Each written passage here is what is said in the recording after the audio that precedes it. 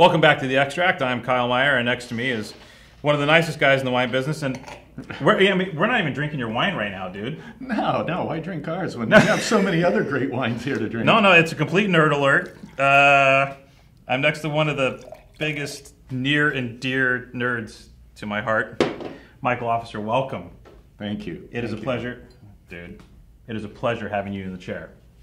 It's always a pleasure to visit you, Kyle. Been waiting a long time to have you in the chair, brother. Yeah. Hopefully I don't get electrocuted. Camera guy, are we okay, good. Okay, well, it matters what you say.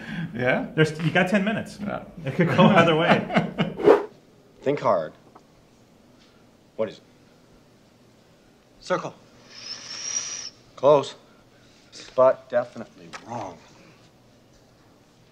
Okay. No pressure. All right. No pressure. I'll be nice to you. We're drinking Etna Rosso. We're drinking Nerello Mascalese, but that's the guy that Mike is.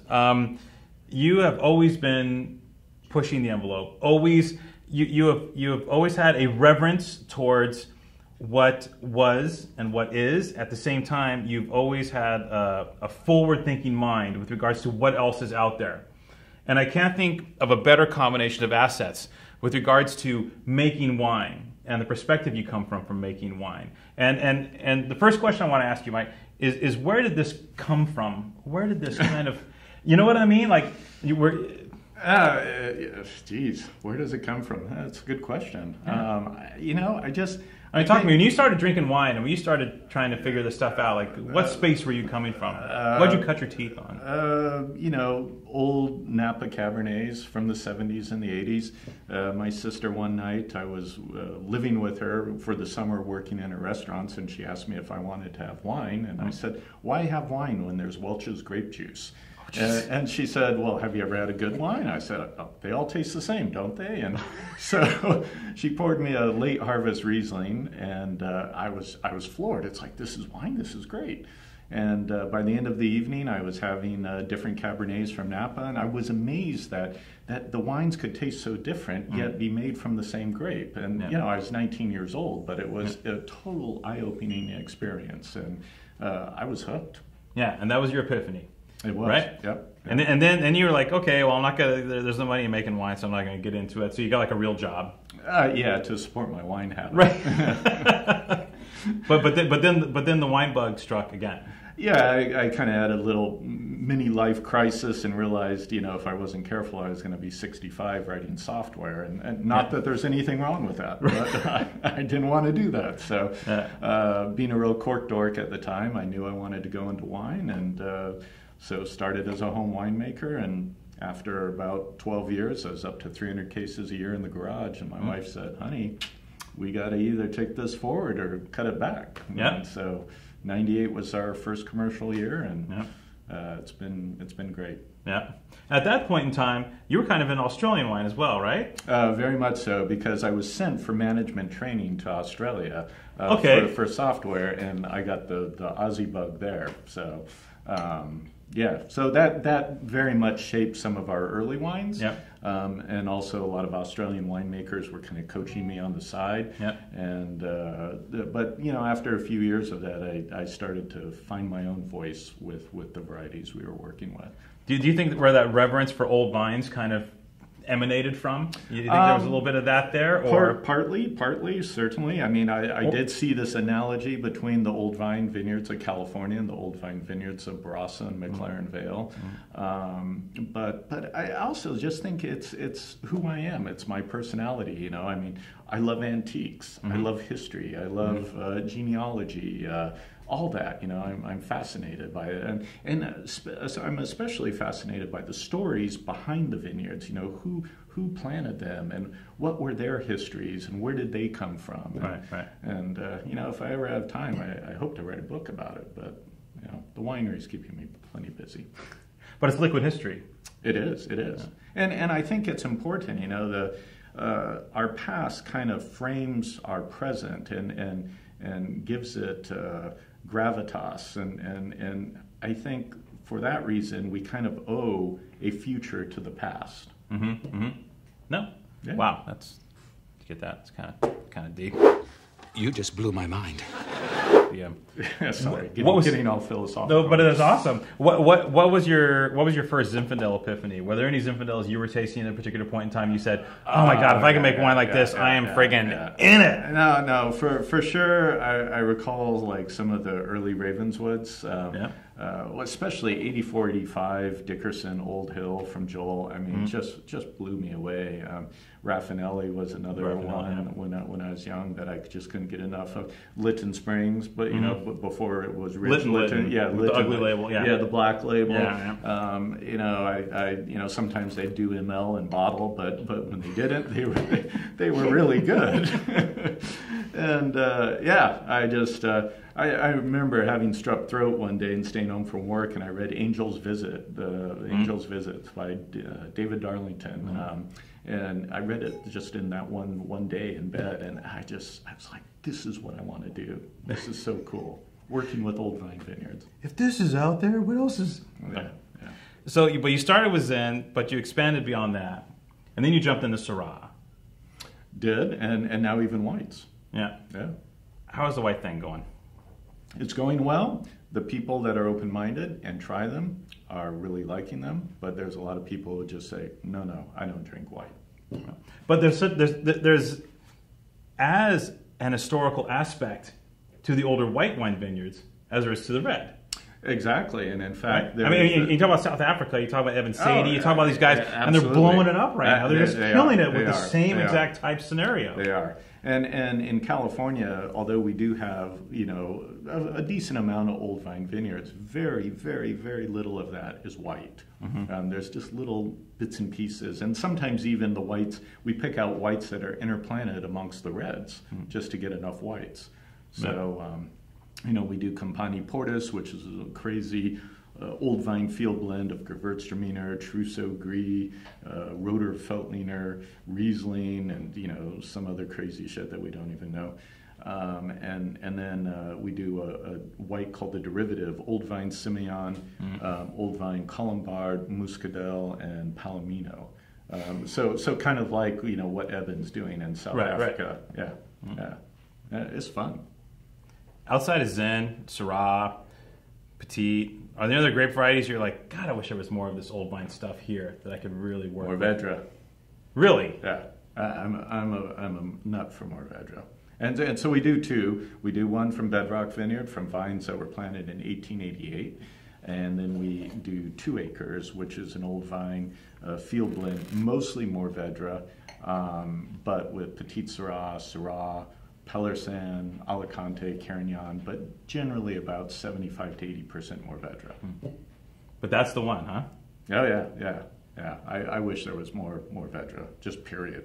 Old vine, young vine, whatever. I love just give me some. Yeah. Like when Chateauneuf de Pape, there's a few producers that are doing Mourvedre-dominated cuvées, like Mois de Boisson, the Tinto. Yeah. God, I just can't get enough of that wine. I love it. So, are you... I know you bought some vineyards already. Well, you got the Carlisle vineyards. We do. The old Paletti Ranch. Right. What... are there any other vineyards that you're looking at? Well, there was a big problem a couple years ago, right, with urban sprawl and the construction companies jumping in and grabbing all this stuff. Are there any other vineyards like in danger mode, right? Like red alert, because between you and Morgan, a couple of the cats, I mean, you guys are deep into this, right? With regards to maintaining these older vineyards and making sure that they stick where they stick. Is there something coming up that's going to be... I think Contra Costa, where there's a fair amount of old vine vineyards, they probably are under the most pressure right now, just because of housing development and the need for housing. There's no place else to go, so let's just rip out the vines and put in houses. So,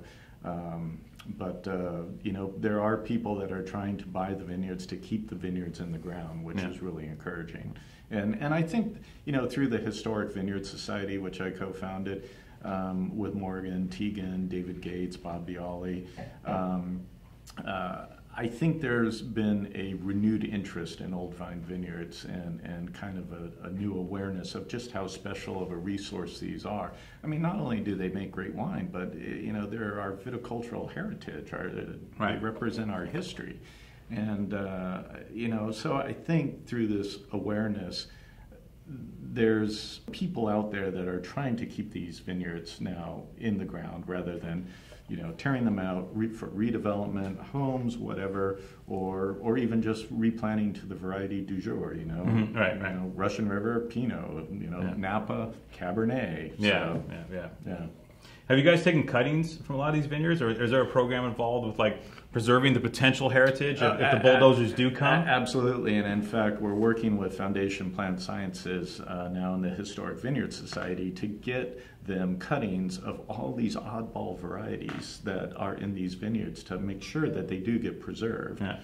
One of the cool things, it's almost like going on a treasure hunt in some of these old vine vineyards because you never know what you're going to find. Aren't there like 20, 30 grape varieties within some of these vineyards? Yeah, I mean, our own vineyard, Carlisle Vineyard, is 40 different varieties. 40? 40. And how big's your vineyard? 11 acres.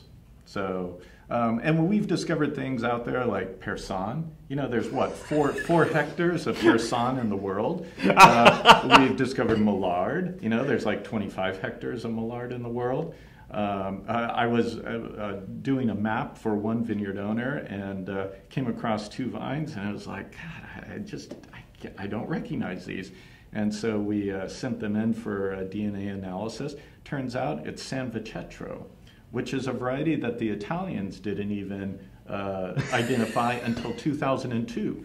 I mean, think about the ramifications of all these little bits and pieces of old vine vineyard within these sites that you and Morgan and Tegan, I mean, literally, this is something that's nowhere else in the world to a certain extent. A lot of these vines. Yeah. I mean, to me, that's got a little more weight to it. Oh, yeah. And in the wines, I mean, you're literally drinking history in a glass, which is pretty cool. No, but I mean, this is gonna be like future textbook shit. You know what I mean? Where it's like, thanks to the efforts of Mike and Tegan and back in these vineyards were preserved, and now we have a $60, young vine San Vicetro produced by this producer in, where the hell does this grape even come from originally in Italy? Do they know? They find it interplanted amongst Sangiovese and Tuscany. Hence, I got to go to Tuscany. Right. See the birthplace of San Vicetro. Well, I mean, you get the write-off. I mean, it's all good. But beyond that, oh my God.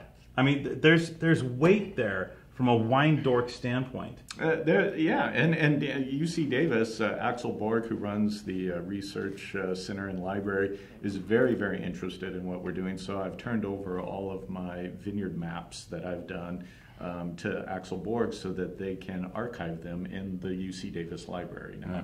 So, because they want to make sure that information gets preserved. You have to preserve that, and you got to get those vines, if I can be blunt, before they die. Yeah. There was one vineyard that we lost in 2006, Barbieri Vineyard, and God, what a shame. Planted in 1906, treasure trove of mixed black varieties, and in one day, gone with a D9, just ripped out 22 acres of vines, and we weren't able to get any cuttings from there and preserve the genetic material, which is a real shame because these old vine vineyards really do represent these incredible genetic repositories of great material. But I think going back to it, I don't think the rest of the world knows just what a special treasure trove we have in these mixed planting vineyards here in California.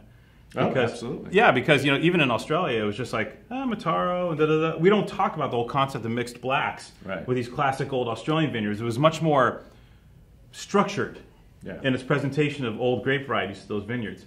In America, it was almost like the vineyards reflected what America was at the time, like this, blah, right? And nowhere else in the world were we experiencing that. And then during phylloxera, all this got wiped out. Yeah. And a lot of these grape varieties that were just a pain in the ass to grow, or there wasn't enough of them, or they didn't care, like literally just disappeared from the face of the planet. Yeah, and everything became specific variety, at a certain point, pretty much after Prohibition. Then it was like, oh, we're planting Cabernet in this vineyard, or we're planting Petit Syrah. And even some of the early agricultural leaders of California, they actually even were big proponents of interplanting mixed blacks amongst Zinfandel, because their thinking was this was what California was going to do best, and this was what was going to separate California from the rest of the world's wine regions. Was doing these interplanted mixed blacks. Even at that point. Yeah, even at that point. Yeah, in the late 1800s, 1880s, 1890s. So. Are you guys getting this? This is like a... We've come full circle again, and then we're kind of coming back to that.